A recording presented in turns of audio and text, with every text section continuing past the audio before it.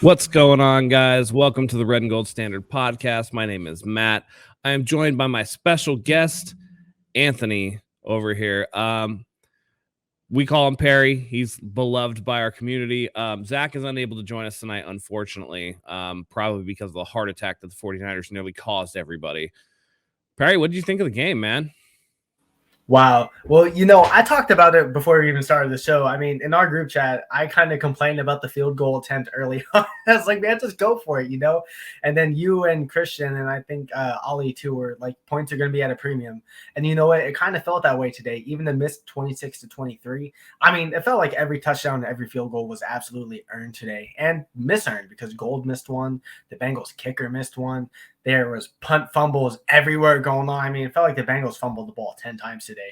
But, man, you know what? You can gripe at every little thing, but at the end of the day, a win is a win. And holy cow, was just absolutely heart-pounding to say the least. And I was talking to one of my friends, and we were kind of saying that, you know what? As ugly as it still was a good game. It was, it was kind of scary, but it was a great game, and they just pulled it out of their ass. They definitely did. So I'm pulling up the stats here for the game today. And it was a barn burner, man. Going into the overtime, one of the things that I noticed was that the 49ers at the end of the game had 275 yards of offense. And I was just like, man, that's not going to get it done. They finished with 355. They really put it together at the end. And time of possession, there was a difference of 27 seconds. This was a hard-fought game. The 49ers defensive line came to play. I mean, Nick Bosa could have had like 5 sacks today if it wasn't for, some penalties and some stuff like that. It's really interesting that, it came so close. You thought, okay, one of these teams is going to dominate one way or another. And the Bengals came out super flat. The 49ers couldn't run the ball. This was like the opposite of what I thought it was going to be. I thought the offenses were going to click and the defenses weren't, just because of the injury situations. But it seemed like the opposite. The offenses weren't getting going, and the defenses were what carried the day. What can you say and like kind of speak to that whole thing? It seemed like it was unexpected. Do you agree? Yeah, you know what? When you look at a roster where you have Joe Burrow, who slings the ball very well, in my opinion, even in, dislocated pinky finger, he still threw really well. So you look at Burrow, you got Jamar Chase, T. Higgins, Uzama, the tight end, who isn't bad, Tyler Boyd, and Joe Mixon. You look at that lineup against our secondary, and it's like, okay, the Bengals might legitimately score 30 points against our secondary alone. And I mean, we talked about it all afternoon long, Matt. I mean, Ambry Thomas just he was okay, I guess, for his first start against, in a playoff team. He was okay, but I'm not going to disown anything. He was not good by any means. I mean, Jamar Chase. It's tough because you're a rookie, Yeah, exactly. And that's why I don't want to just burn him too much, because he's a rookie. It's his first career start, I believe. And he just, Jamar Chase is just a different type of animal, but he held his own. Josh Norman, you didn't really see his name called upon too much, I guess, which is better than normal. I've been waiting for Dylan. I've been waiting for Dylan to come in here because he's been look, he's amped up, and you should be. Look, it was a hell of a win. I'm very happy that the team won. But don't lie, Dylan. You were sweating your ass off there for a second. Don't lie. We all were. When Robbie Gould pushed that field goal to the right off after an incredible Kittle catch, we were all like, "Oh God, that's it. We're gonna lose." Yeah, that's it right there. Like it just seemed like one of those things. And all right, we got to get to our super chat from Hung Fat 499. Thank you so much, Hung Fat. We love having you here. You've been one of our biggest supporters. He says, "Great show, guys. Can we hear one hot take out of each of you from today's game? Tall task, I know." Do you want to start? No, you first.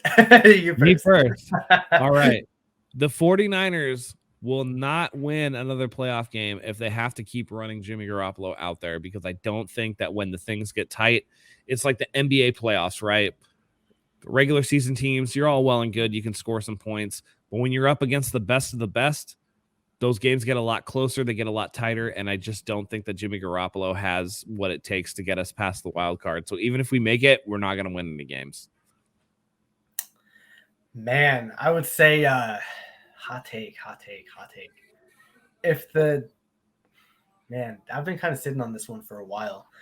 I think that if the Niners can't play a perfect game in the playoffs, Shanahan can't call a good enough game to win, because it feels like And the reason why I say that is because in 2019 and 2020, for example, a lot of the story was like the success of the plays, Shanahan's calling a great game.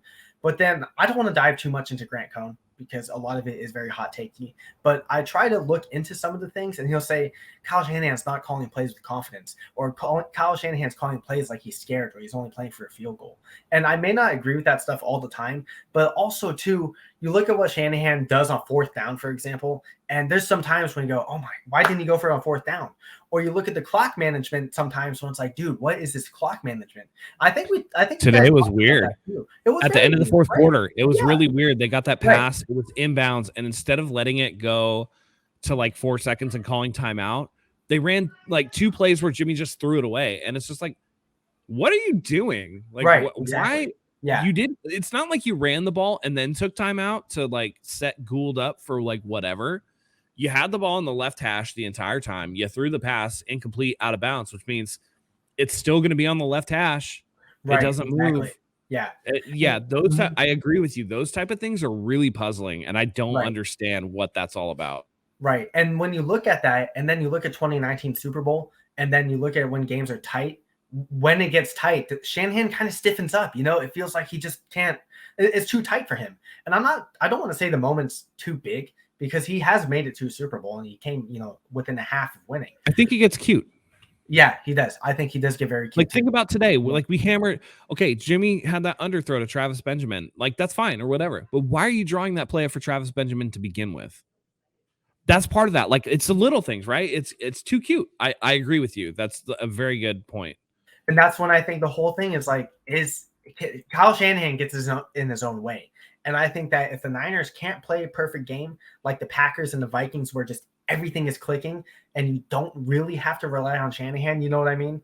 Like, if everything is clicking, Shanahan can call an easy play for an 80-yard Mostert touchdown, right? Like against the Vikings, then it's like, okay, Shanahan didn't have to do much. But when you're down by 1 score, up by a field goal, and things get tight, Shanahan gets way too cute. You look at things like in the end of the game, it's like, could Deebo Samuel have been used more? Where was the run game? I know you relied on Garoppolo, and it's all these little technical things like Travis Benjamin too, where it makes you go, what's clicking in the head there that makes you think, okay, this is the play for Benjamin. Like, where's the play for Ayuk, or where's the play for Kittle to dial up something like that? And that's just what makes me question is, can Shanahan stay out of his own way? And that's why it also makes me think that they need to have a perfect game to win. And like today, today by no means was perfect. It was more lucky than perfect. No. And you get to the playoffs, man. Baseball, we both can attest to this. Baseball playoffs, different atmosphere entirely. Football, basketball is the exception, where it's like, okay, the 1 seed's going to kill the 8 seed. But football, it's almost like anything goes. And you can't – there's more skill involved with the playoffs than luck. And sometimes fluke shit happens. But at the end of the day, the better team wins. Exactly. Today, the Bengals would have won if they hadn't fumbled twice. Fumbled, right? Yeah. Ian Sharp says, "Why not just run the ball in those 2 plays? Give Gold a better chance, possibly." They couldn't exactly do that. When Kittle caught the pass, there was 10 seconds left. So, in that aspect of it, they didn't have time to run any more plays. What I'm saying is, like, why run the 2 plays anyway when you called timeout? Just let the clock run down to 4 and call timeout, and then you're not running 2 extra plays. You're not letting, because think about it this way.